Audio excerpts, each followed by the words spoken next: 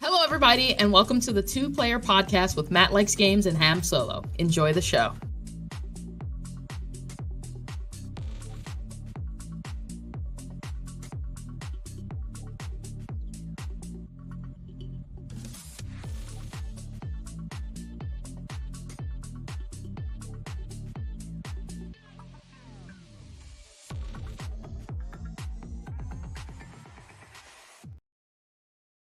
All right.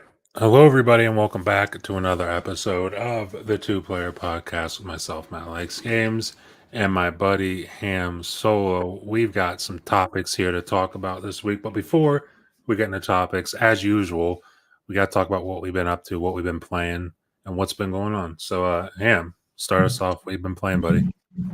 I know you just beat a game recently.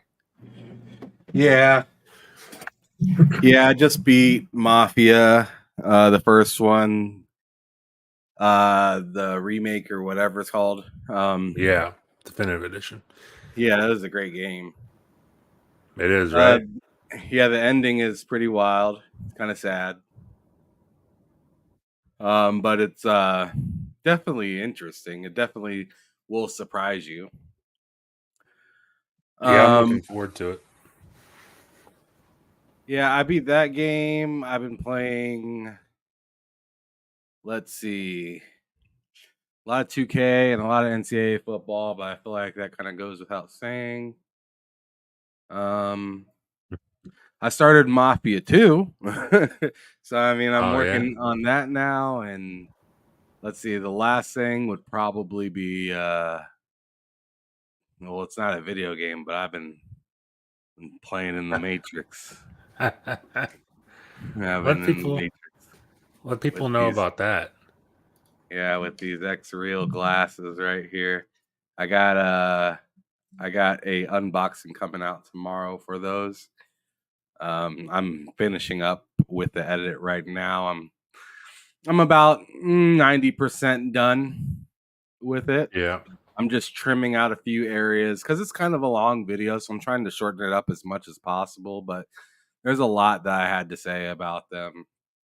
So it's just like I kind of can't help it from being like 20 to 25 minutes long. It just kind of is what it is. But that includes like unboxing, me trying them out, having a few words for them, a little bit of a disclosure for Samsung users. And then like what else you could have with it that makes it even better. The better set of glasses and just like just kind of a conclusion, I guess. Okay.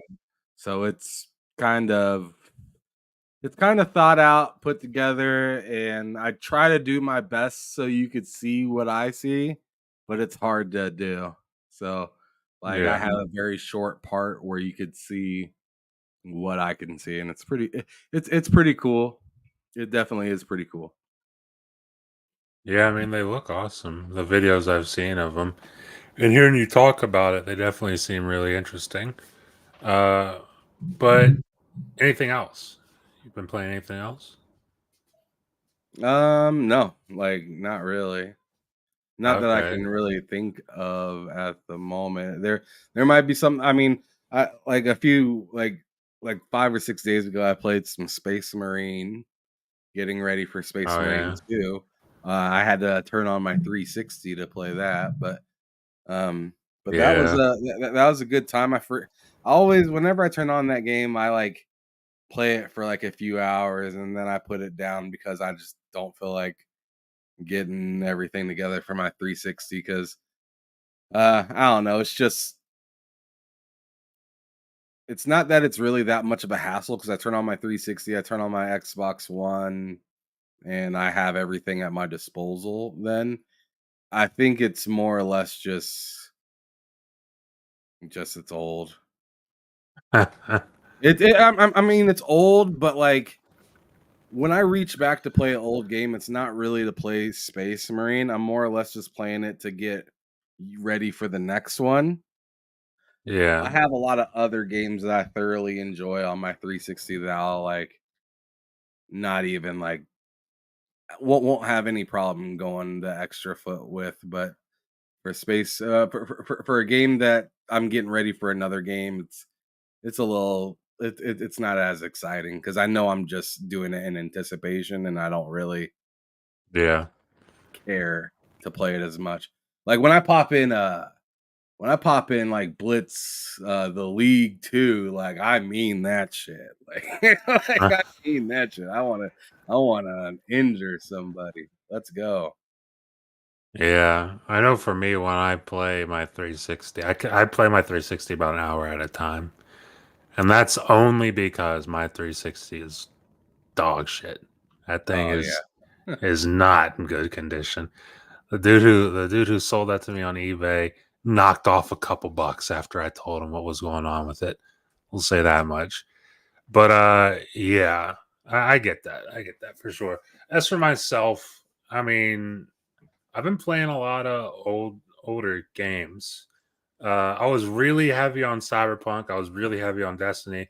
I've kind of taken a little bit of a break from Destiny. I've taken a pretty hard break from Cyberpunk because I feel like I burned myself out a little bit with Cyberpunk because I was like cleaning up the whole map.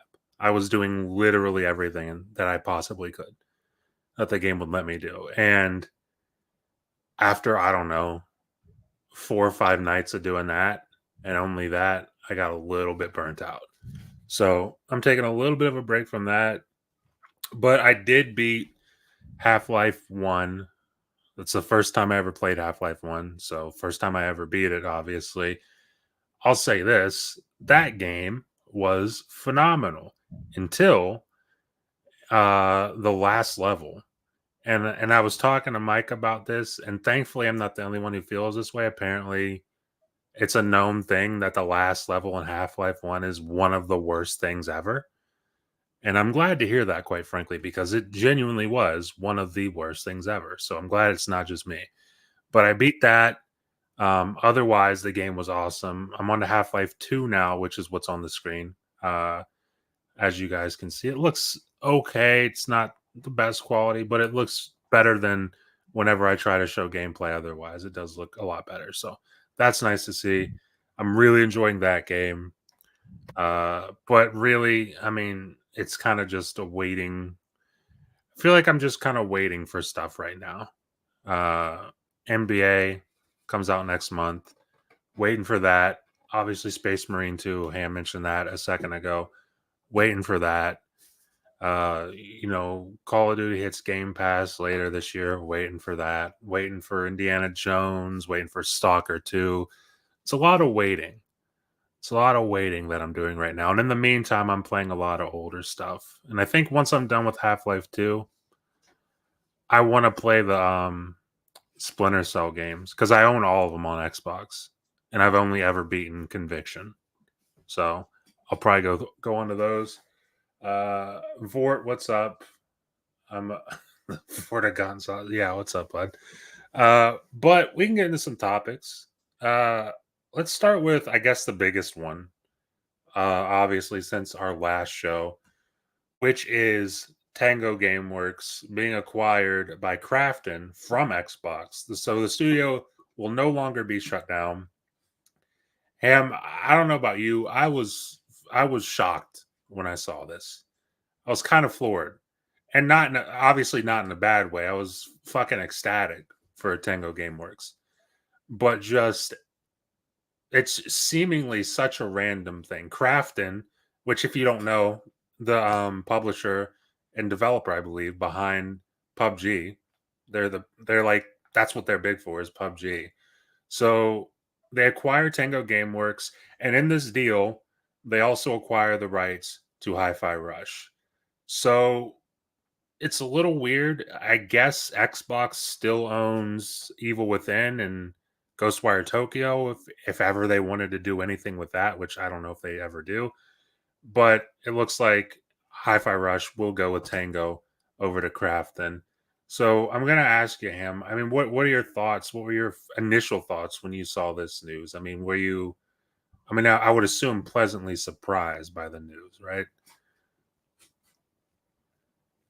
Well, yeah, I had a couple of thoughts. The first thought was probably good for Tango, obviously. Yeah. Um my second thought was watch this get big and Xbox blew it. Yeah, me Um and you both. Me and and you then both. and then my third thought was Tango better do better with Hi-Fi Rush than what they did the last time around, because although the last time around was really good, it's not it's not hard to tell that it's still a niche game, and it's still like I could see why big business would say I don't really need that. I could see that. Mhm. I could see why big business would say that. So like if they're going at it in the sense of we need to do just as good, well hopefully that's okay with crafting. Yeah. But like in my opinion, I think they need like a TV show, and I think they need to just, have the rhythm thing in the game as like kind of an addition and not really exactly. I do like I feel like the whole like the idea of rhythm I think is really cool, but as long as that is your game, it's rhythm based. As long as it's called that, it's not gonna hit it's not gonna hit a huge audience.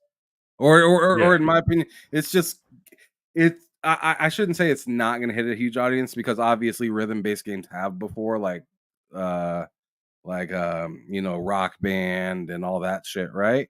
But it's just like the more you kind of do that, the harder you kind of make yourself make it for yourself to kind of be for everybody. Now, if you don't want to be for everybody, then by all means do whatever you want to do. But if you kind of do want to be a little bit more for everybody, I'd say that would be one of the big things that you would maybe Yeah. want to think about. Um, like I said, sometimes though, when you try to be for everybody, you end up being for nobody. So like if you're going to switch, you gotta have kind of like not only something to kind of replace that, but it has to be cooler. It has to be Yeah. like pretty dang cool. Like I thought the gameplay of Hi-Fi Rush, the current gameplay was, I thought it was pretty cool and whatnot. It didn't knock my socks off. The story with the gameplay is like it together was really a nice mix. Um, but yeah, I could see like one thing that really bothers me, and I don't know how many other people feel this way, but when I'm thinking about replaying a story, something that kind of takes me out of a story or makes me take it less serious is like a score. Like I hate it. Like I didn't like it in Judgment. I don't really like it Oh, yeah. in I did in Judgment. I'm talking about Gears of War Judgment. I don't Yeah. like it in the Devil May Cry games, and because it it's not because oh I can't get a high score or whatnot. It just makes me grind uncomfortably hard and like to the point where I'm like almost not even having fun because I'm trying to make sure I do everything almost absolutely perfect. And I don't know, it just kind of when you don't, you feel like you need to try again. And sometimes the story's trying to move on, and it's like, I don't like the story's moving on, and I feel like shit because I just seen my score. You Yeah. know what I mean? Like, oh, I got like a B minus when I had the A, but I screwed it up. So all I'm thinking about is the screw up while the cutscene's happening, and it kind of just ruins the moment. If the cutscene's good. Yeah. I get that. I could see that. I think I'm someone like for me personally, where the score doesn't. I kind of like the score after I beat a game. It's one of the reasons. It's one of the things that kept me playing Doom 2016 so long.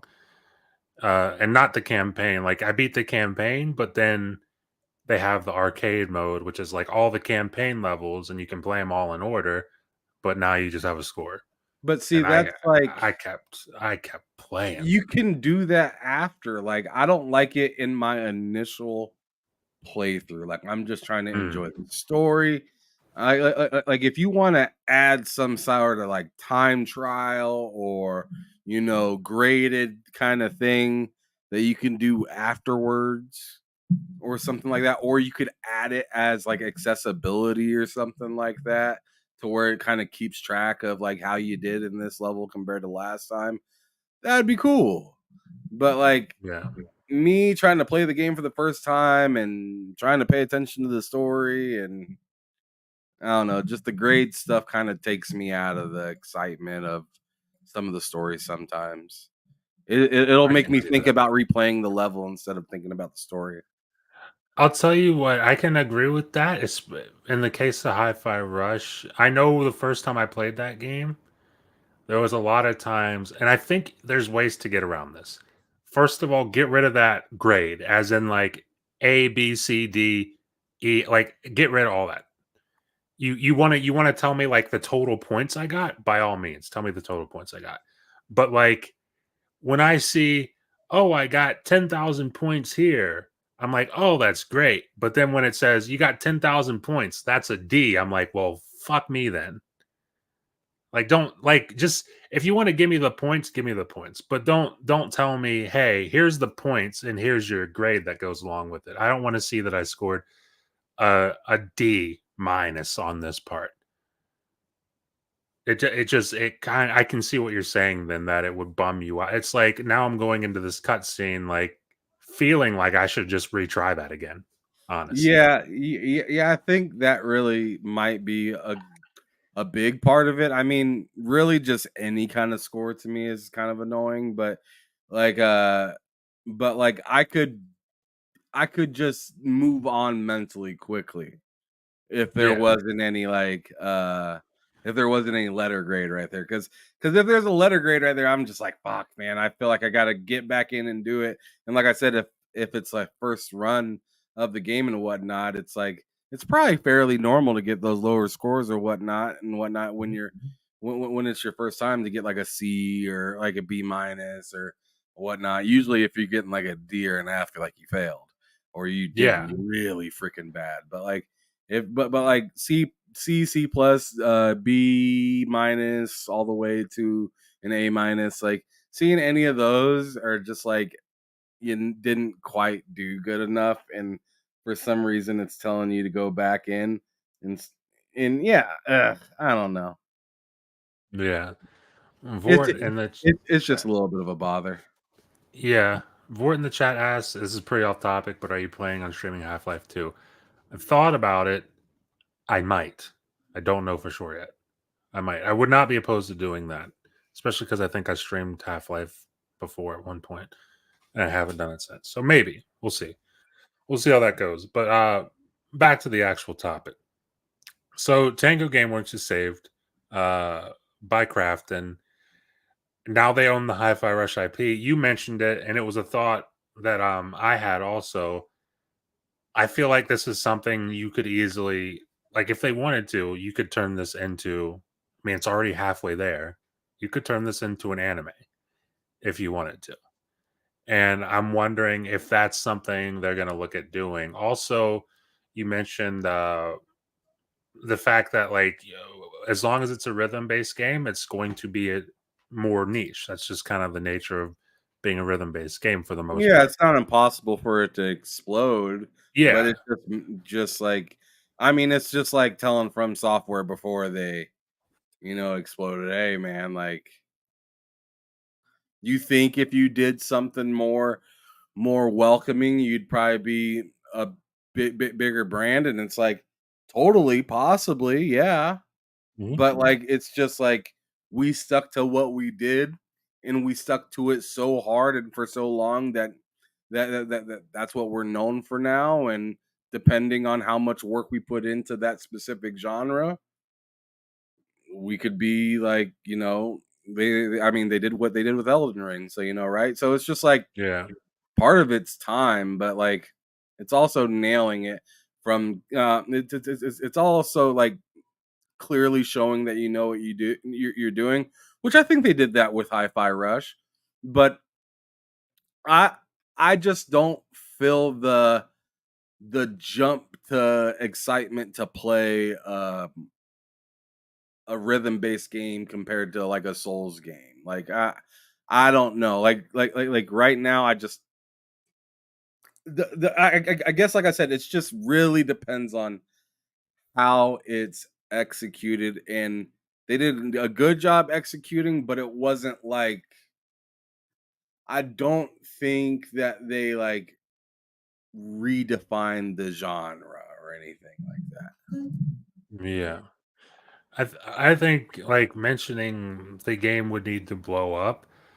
I think blowing up. I think they kind like I think that's what we saw with Hi-Fi Rush is blowing up for that genre. I think that is blowing up. It's like it's I feel like Hi-Fi Rush more than commercial success, although it did get critical acclaim and everything. It got the high ratings and everything. It got acknowledged for all the things, but it's like more than that, it had a viral moment. Like it had a viral moment, and that was its success more than just hey, here's high ratings or whatever. It had a You can moment. argue part of its viral moment is being shadow dropped though. Like who would have Yes, knew yes, how much that game would have been actually accepted if it was like coming soon in 3 months or 6 months or next yeah, year or something like that, and you got to see all that and have a little bit of lore on Chai and stuff like that prior. Like yeah, I don't think it would have probably been as big of a deal. And then on top of it, it leaving Microsoft, which in some people's eyes is always like a cool thing, yes. right? So, I'm like, remember we were talking like it's funny that they gave them all these positive reviews after they leave. Like, what does that fucking do, right? All they can yeah, like all Tango can hope is all those people that were willing to give them that the positive reviews as they left stayed on the train with them going to Crafton and is ready to buy their product when they announce a new one. and dude, I'll tell you what, I I'm gonna be keeping an eye out for that. I'm gonna keep an eye out for that. Once Hi-Fi Rush 2 launches, how many people, especially if it's as good, and I would assume better than the first game, especially if it's better than the first game, I'm gonna be keeping an eye out for people. Like, how many of you are really, really hyped for this game? How many of you people are actually playing it and actually supporting it? And how many of you people were just there to like, just bitch kind of thing? Because there is a lot of that, like a lot of that on online, and I think also to your point of it's shadow dropping. I do think that like if that's a game we knew about for a year before it released, I think it comes out, people play it, they get a little excited for it. Oh, this is really cool. I think the people like Twan play that game and they're like, I fucking love this game. Yeah, But I Twan is like a genuine soul when it exactly, comes to that game. exactly.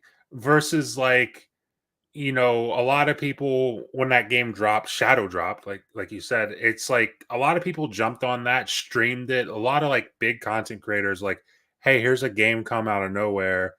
I'm gonna stream it, we're gonna see how it is kind of thing. And then it turns out that people like it. But I feel like if it had the hype, or not the hype, if it had a marketing cycle and we knew about it, I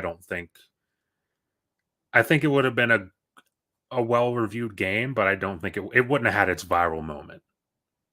It wouldn't Yeah, have and I'm had not sure if it that. would have reviewed as high as it reviewed.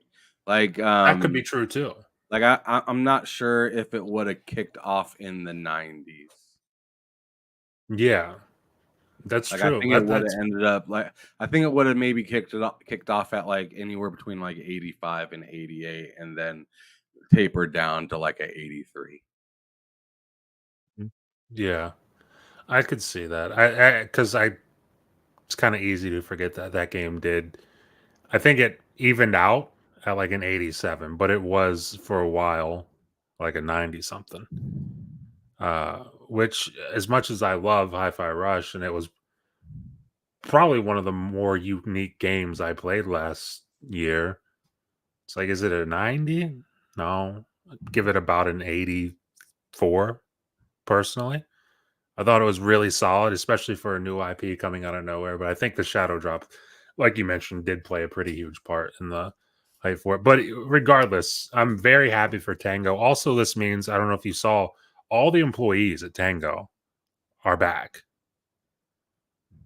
Like That's that was another thing that was a big deal with this, is like, we're getting all the employees who helped make this thing.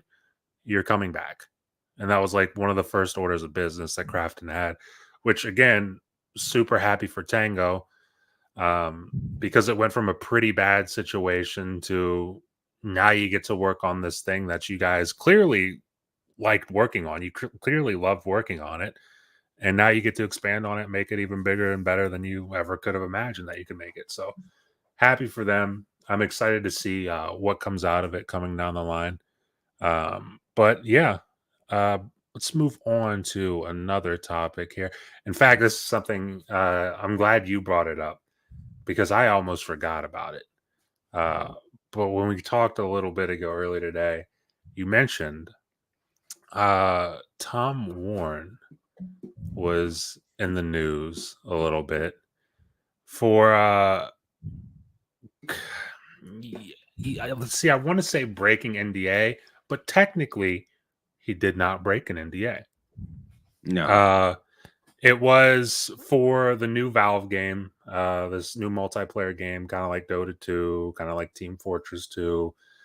Seems kind of like a hero shooter kind of thing that Valve's been working on behind the scenes. People have been playtesting, and people have been not sharing information on it based on just like, that's kind of a general rule. Um, I know, like I've heard of people play testing, and I've play tested games. I don't even know if I can say, but like, where it's like they kind of tell you, hey, don't talk about that. Don't tell people what you saw. Don't share gameplay. Don't do any of that stuff. And it's kind of just an unwritten thing that you shouldn't do that. Well, Tom Warden shouldn't have done that. I don't know if you also saw that because of this, he did get banned, or not him specifically, but The The Verge. Verge, yeah. The Verge got banned from pretty much any more of this. Definitely any more of this playtest. They can't be in that anymore. And I would assume Valve's going to look at them pretty sideways for anything else they ever want to do.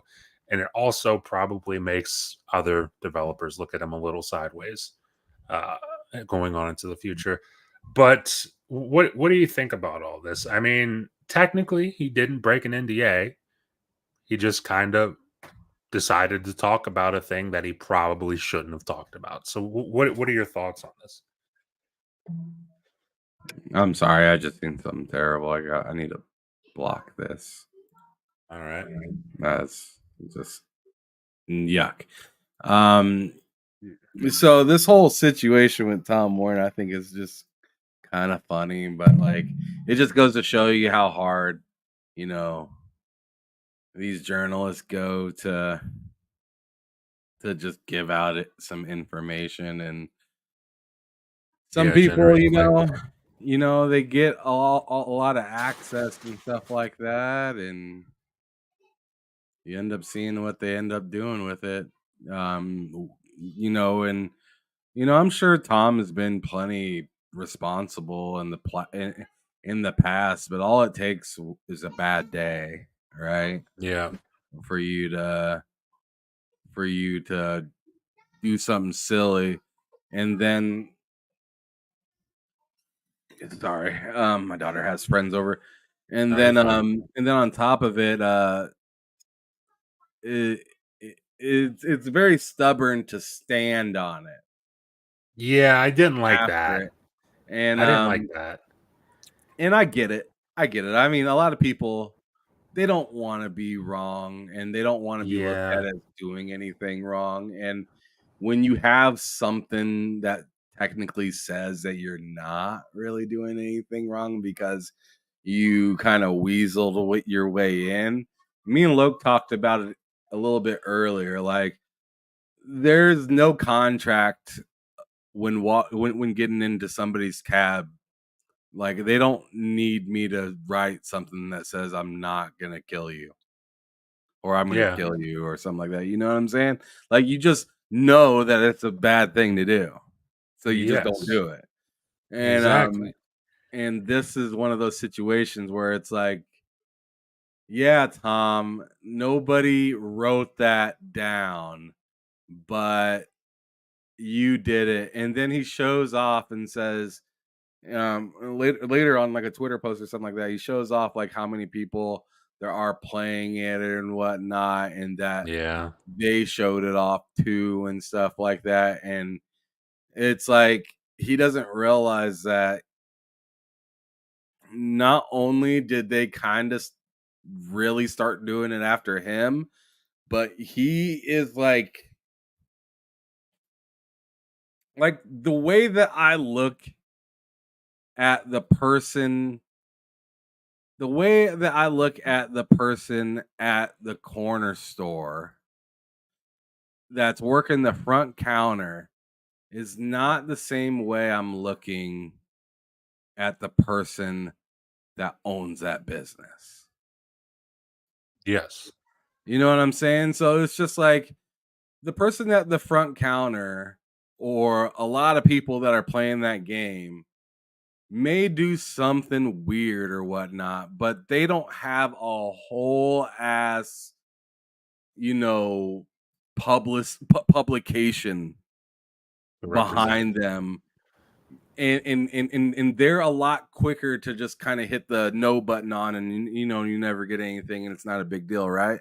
But like these bigger kind of publication companies mixed with big businesses, they kind of have like an idea or a level of trust that you just aren't supposed to breach, right? Yeah. And if you breach that trust, then it's like it's more than just like me sharing information or something like that. It's like, yo, like you're a whole ass like company that knows better than this. Like you guys, like not that the regular people don't know better, but like you deal with people on this level or higher on a regular basis.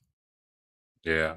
So like your professionalism is kind of more expected than another person that we just so happen to give a code to because they have a decent following. Yes.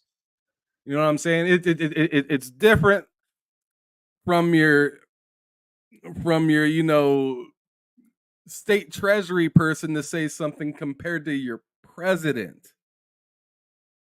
Like it's Yeah. different levels. Same, you guys are working under the same roof, but there's one person that you're like, man, that was stupid, and then the other person you're like, how the fuck did you think that this was okay? And I'm like, you know what I'm saying? There's Yeah. level. Dude, it's a rough look for Tom Warren because like the whole him doubling down on it was like when I saw it happen, I was like, ugh, yikes. And then I saw his tweets after it happened, and I'm just like, dude, you're gonna double, triple, quadruple down on this. Okay. I don't think that's a thing to do. And like I get it, what you said. It's like nobody wants to admit they're in the wrong for something, but it's like I feel like when you're representing a pretty big business, that's got to be one of those things where it's like, you know what, I that's on me. I was in the wrong. That's one of those things where it sucks. It sucks for your ego. It really sucks, and nobody likes doing it. But when you're representing a business like that, you got to be like, okay, guys, I that's that's on me. I apologize. But he didn't seem to do that at all, really, and that was kind of the thing that was confusing to me.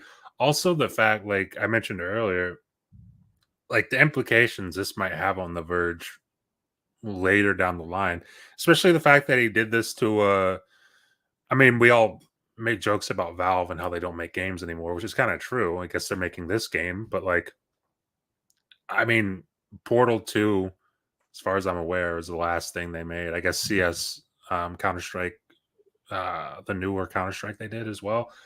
But like, they rarely make games anymore, but they're still a widely respected studio. Like a widely respected studio. And if you're going to do this to a studio that's that well respected, what are you going to do to just some regular ass indie studio that says, "Hey, please don't post gameplay of our small indie game, but you're free to play it"? It's like, are you going to do it to them too? Because if you did it to Valve, why wouldn't you do it to them at that point? So it's like, I feel like it's going to have some implications on The Verge going forward. Eventually, people will forget, but it's one of those things. I don't think it's going to be super soon where that happens, but I think they just kind of put himself in a tough spot, a pretty tough spot, honestly. And it was, I kind of got secondhand embarrassment reading the tweets after where he was doubling down. It kind of made me like cringe a little bit. But yeah, that was the big news with Tom Warren versus Valve. Also, I don't know if you saw this, and I figured you. Well, I don't even know if you might even be interested in it, but I know I'm interested in it. I don't know if you saw though, but Valve is now going to be supporting Steam OS on the ROG Ally, Yeah, I did see that. Yeah. which, like I said, I don't know about you, but I'm definitely interested in that because one of the reasons that like I like the Steam Deck so much is because of the Steam OS. Obviously, I would prefer Windows, but like the simplicity of the Steam OS, considering the amount of games I have on Steam and everything, and how simple it is to use, I've kind of gotten pretty fond of it. So the fact that they're bringing it to other handhelds is pretty cool. I kind of want to see what happens in the next couple of years of like in terms of, are they making another Steam Deck, or is their plans going to be, hey, instead of making another Steam Deck, maybe we'll just support these other handhelds with the Steam OS? And if that's the case, then maybe at some point down the line, I do grab an ROG or a Lenovo Legion Go or something. We'll see what happens, but I am interested to see what develops with that. Yeah. But moving on, this was something I just added in last second. I don't know if you saw this, but I know a lot of people had tons of opinions on it. Uh, The Witcher 4 stars Geralt of Rivia. I can never say that, but not as the main character. I know, at least I believe you said you're someone who didn't really enjoy Witcher 3. Like, I think did you beat it or was that low? Yeah, no, I'm not the biggest fan of that game. And Okay. it's just the type of world that it is. It has nothing to do with it being a bad game, right? Like there's nothing broken about it. It played just fine. It looked great. Just Not your thing. didn't really hold my attention. And That's fair. it did, like, I don't know. Like I've told you before, like think like castle like British or just European kind of lore kind of stuff. Not Right. really my not really my thing. Like I just don't like it. It just feels personally it it could be crazy as hell. It just feels too dry or gray for me. Like, I Okay. don't know what it is. I think it's the way that they talk or something, like, the way that they talk and, like, kinda the scenery, I guess. It's very old English. Man, I don't really love it. Like, I eventually liked Skyrim, but the scenery of that kind of old castle-y mountains, Oh and no. it didn't turn me on. Don't slander my baby. Oh no. It didn't turn me on until I played the game and I was like, "Oh, okay, the gameplay is just fucking amazing." So, Yeah. like I ended up liking the game, and I understood it and whatnot, but I still don't love that that uh that type of world. And it's the same for and what's crazy, this is like the complete opposite, and I don't like its world that much either. And that's Cyberpunk. Wow. I'm not a big fan of the world in Cyberpunk. I just think it's like kind of trashy. Oh man, I mean, this man's Dog diabolical. City is literally a city of trash. Well, yeah, you can't argue that. There's But a like the giant rest of the landfill. city is like on its way to being Dogtown. It Yeah, just it just reminds me of like a little bit cleaner, but like a cyber ghetto, just a big cyber ghetto from fucking wall to wall, nothing but the hood, just everywhere. it's the cyber trap.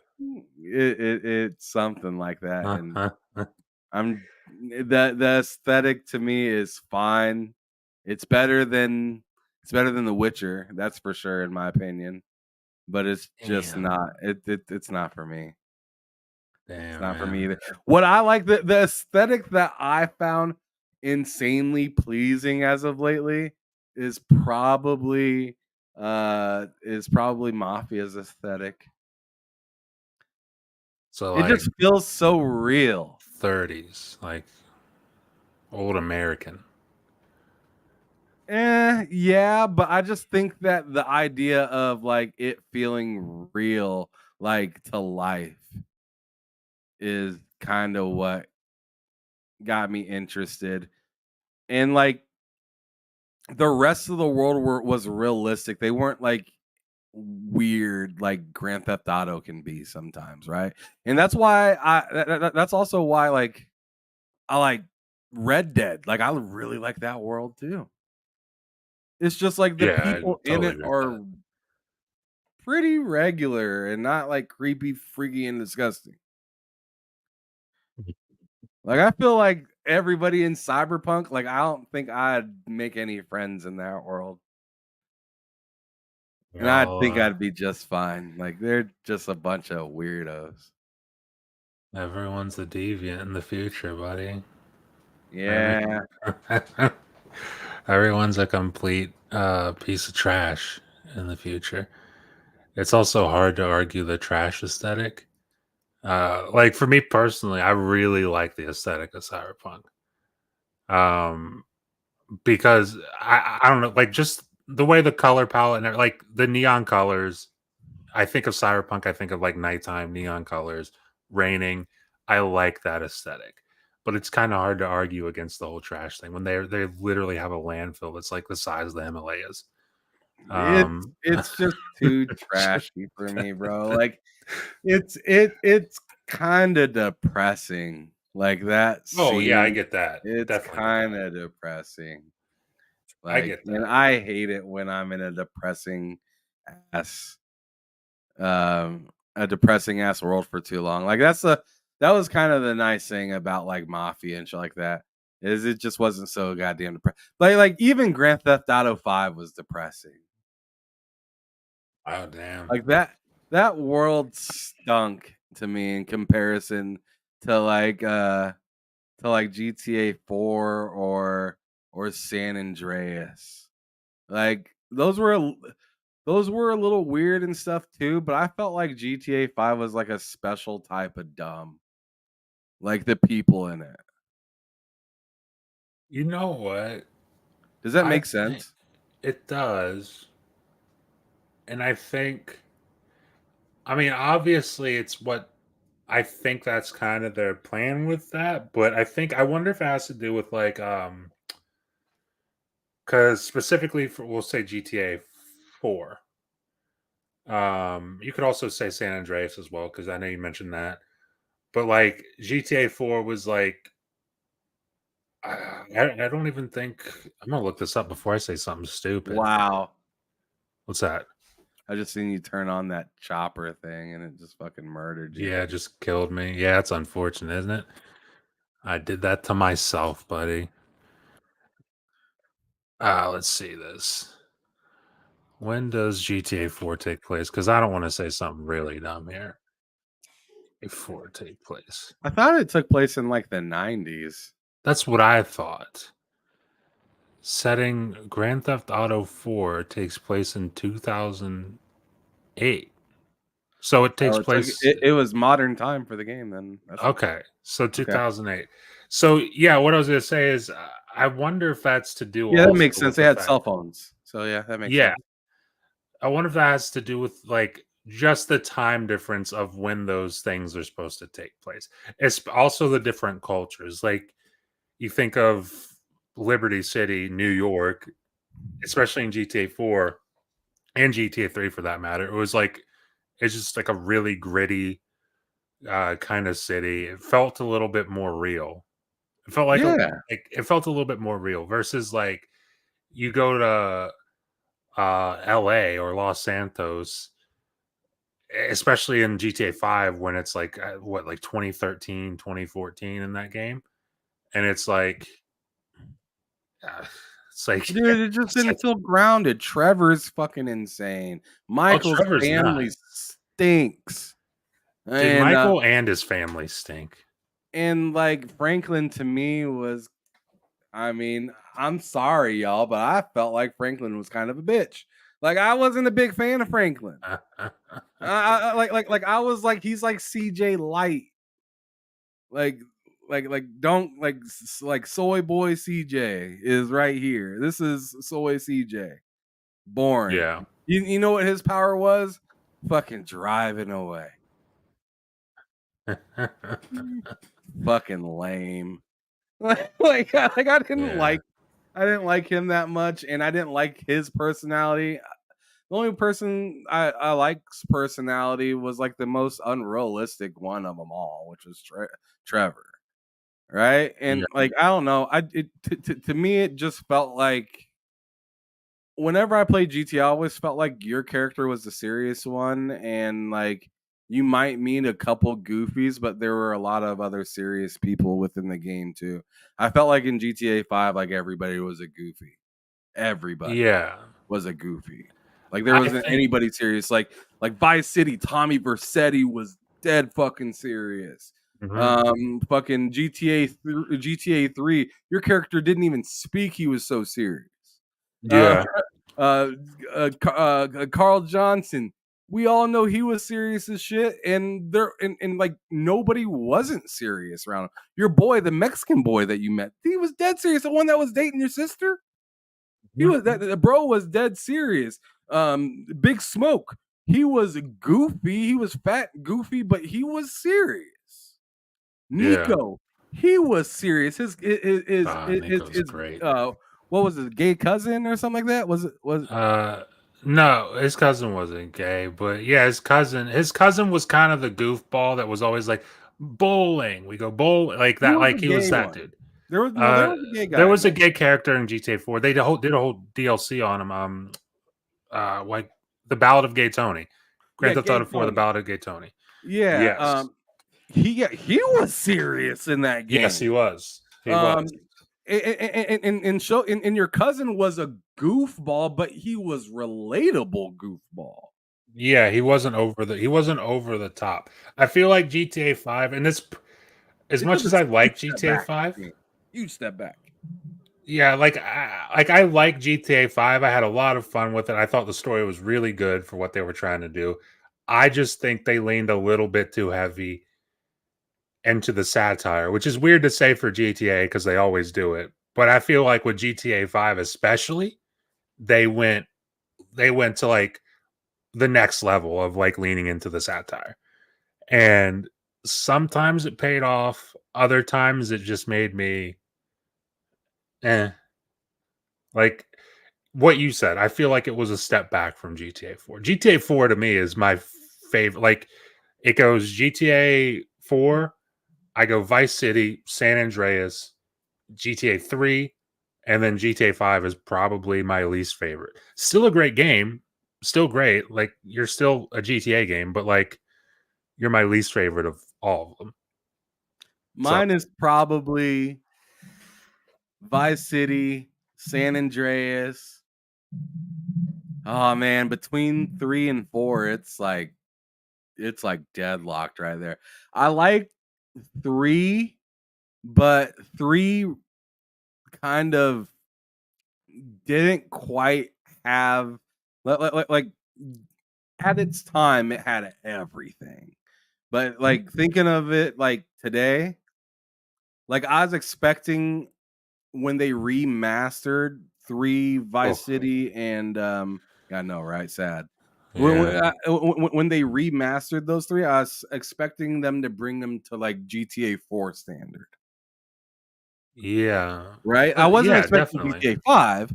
I was just expecting like, maybe like maybe they make your character like say something in GTA 3 or just have like, the cell phone and be able to do something. Like I don't know what I expected. I just expected more than what I got for that. GTA 3 was fire and it set it off. Chatterbox was the shit. Um Yeah, it was. but Laszlo.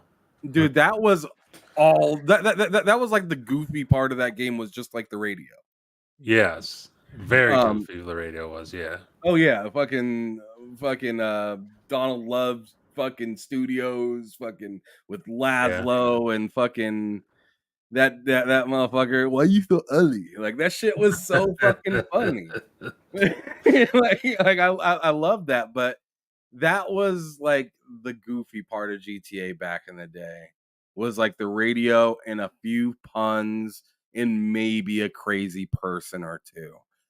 But like the whole like I'm honestly a little worried about GTA 6 just for that because they're going to Florida and for fuck's sakes. Oh, dude, Florida's I gonna be lit. I'm wondering how dumb they make everybody, and I'm hoping that like it's it's balanced because I just felt like Yeah. the last one was just like no matter where you went, it was just a goofball.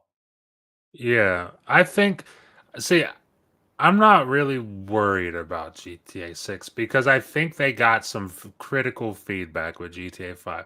Because I think before GTA 5 launched, they were like, we're going to do the whole three protagonist thing. And everyone's like, that sounds weird. But then they did a good job selling it to you before the game launched.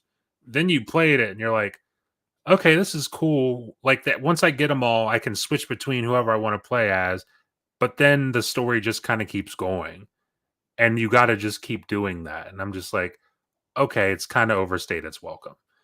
And I like the fact, I mean, granted, I guess we don't technically know yet, but it seems like we've got the two characters. And they're both very much tied. They both have the exact same goal, is what it looks like. Because they're kind of like a Bonnie and Clyde duo thing. So it looks like they have the exact same goal. They're tied together, and it should be, I would hope, it's a lot more focused than here's three characters. One of them's fucking batshit insane. The other one's just a fucking loser, just a loser piece of shit dad, and the other one is just that the loser piece of shit dad's yes man. Where it's like, hopefully they can just tie it together and have it be like one cohesive thing, which It'd is be which great if is you had to pick one or the other, and yeah, it then led to like you being able to play the story twice in different perspectives. yes, that Like would be awesome. that's what I was hoping for with 5 when they announced 3. I was like, hopefully I can just take one at a time, but then you had to switch for like to finish the next mission for this person, you got to do this person's mission, and it's like, I don't want to be Franklin. Like I Yeah, definitely don't want to go back to Michael's house. yeah, and get berated by his terrible kids. Dude, that daughter, I hated that daughter. The daughter and the son, The just son pieces of stunk shit. a lot too. Like the son, like objectively probably stunk worse. Yeah, the son drugged him. But the daughter was just like annoying and super trash. Yeah. Oh yeah, definitely. That whole family stunk. The wife, the kids, Michael, they all stunk. It's just a Yeah, everybody. That stinky whole family. yeah. Whoops. But yeah, I mean, I got some. I'm pretty optimistic for GTA 6. I would like to think they learned some lessons. It is interesting. It's taking place in Florida, so it's like, Florida's like, if ever there was a place you wanted to go fucking nuts with goofy off the wall people, it's Florida. It's definitely Florida. So we'll see what happens with that, but I'm hyped either way. Let's see here though. There was one other topic, at least I thought there was. Oh yeah, Outer Worlds 2. I don't know if you saw recently, but they were Fergus. I always fuck up his last name. I think it's Urquhart. I could be wrong about that. Um, but he was talking about the development of Outer Worlds 2, the fact that it is coming along nicely, but he also threw in there the fact that a couple years ago, he said, like when the pandemic really started kicking off, there was a time that Outer Worlds 2 was almost canceled, which is wild to think about, considering now it's 2024. And like, you have to wonder, was it almost canceled during the time when, like, hey, they showed us the trailer and then they didn't, we haven't seen anything of it since? And is it like during that time where they like, maybe we shouldn't have shown that trailer? And here we are all these years later, and it's like, yeah, we're gonna get it eventually, but it's good to hear that it's doing great. Apparently, were the words he used. He says that it's doing great. Development's going really well in the game. I just want to know, and I'm kind of interested to get your take on this because I asked Vinny and Mike in the chat before the show. When do you think we see Outer Worlds 2? Cross gen. Think it's cross gen? You think it's cross gen as in it comes out at the end of this gen and then there's a version for next gen, or it comes out beginning of next gen and there's a version for this gen? I think it comes out at the beginning of next gen, and there's a version of this gen. Interesting. I don't hate that. I think Well, and that's if we're predicting like 2026 to be like a console year, right? I am, yes. And like I'm saying if it's that, then yes, it's gonna be that. But if a new console isn't coming until 28, then I think it's this generation game. But I personally think they're probably gonna have a new console by 2027. Yeah. I think 2026. And I'll say this is off topic, but I want to ask this also. Um if a console doesn't come, like if Xbox doesn't start the next gen until 2028, do you think when do you think Elder Scrolls 6 comes out? Do you think that's this gen? Well, that's a different developer. That's true. And I'd probably say that's a launch game for the next generation. Yeah, I wouldn't be mad at that. I wouldn't be mad at that. But yeah, I mean, I just want to 'Cause bring that up. I know that was I feel like after the beginning of this generation, Xbox like took note like we cannot not have a game at the beginning of a generation. yeah, Like you can't say, "Hey, come buy this," and have nothing to play on it for over a year. yeah, Like you have to like even if you have to push back your hardware, like you have to have a yes. game. Especially like with the Xbox Series consoles, like for the longest time, up until like the last couple of months of that marketing, it was like you're gonna get Halo Infinite on launch. And then like a couple months before launch, it was like, hey, you're just gonna have to wait a year for that one. And then they didn't have anything. So it's like, yeah, I I would bet they don't want to make that mistake again. I would imagine they're doing everything they can to completely avoid making that mistake again. But Well, yeah, it's like Outer telling me to go buy a fucking hard drive, but I don't have a computer. yeah, Why did I buy this? It doesn't do anything. which is another reason I think that's another reason I think that the next gen starts 2026, because I think by 2026, I mean, hell, by the end of this year, Xbox is gonna have they'll have the games. Like they already kind of do, but I don't think they've got to that point where they're, we'll say, recognized globally for having the things that they do. But I think once stuff like Call of Duty hits, especially after a couple years of Call of Duty hitting, like 2024's Call of Duty, 2025's Call of Duty, and then you get to 2026, if the console launches in 2026, you would assume it's around the fall time, usually November. They like doing November, which is around the time Call of Duty launches. So you would have a game like Call of Duty, you would assume probably something like, I don't know, maybe Perfect Dark is there as well. Who knows? But it's you would assume that regardless of when that console launches, they would have some things to launch with it. Because if you launch a console with all the studios you have now without a game next to it, then I don't know. That's a big You old can't be blunder. saved. Yeah, that's a big old blunder. I don't know how you fix that, honestly.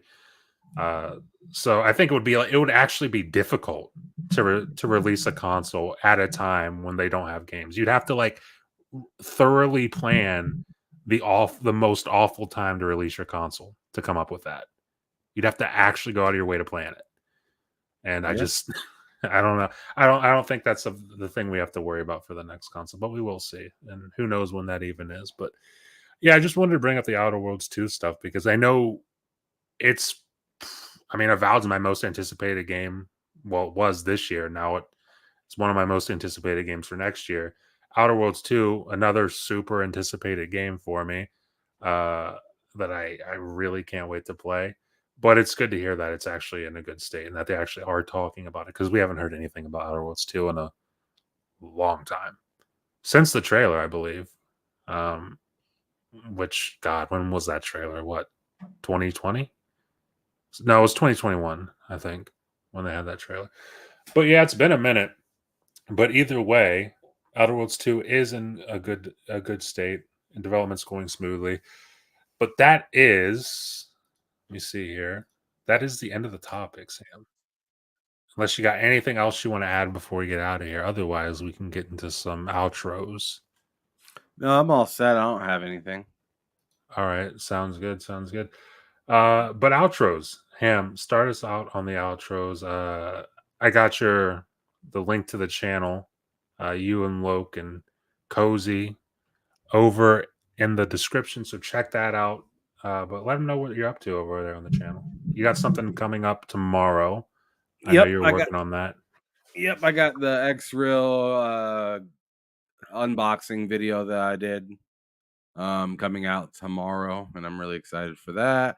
I'm also should be having him come on to the show this coming Friday to talk a little bit about it and just kind of talk about some of the use cases, I guess, with it and different things that you can do with it that I may not already even know about. So if you want further information after you check out the video of me doing the unboxing and talking about it, because I do drop some very helpful things about that if you're looking to get a pair of AR glasses. But yeah, if you're trying to see that, check out the channel TSWS Gaming here on YouTube, and I'll be there on. I'll be there tomorrow to give the video. I'll also be there tomorrow to play a little college football live on stream, and then on Friday we'll be doing bull sitting with me, Matt Cozy Beluga, Loke, and Ralph.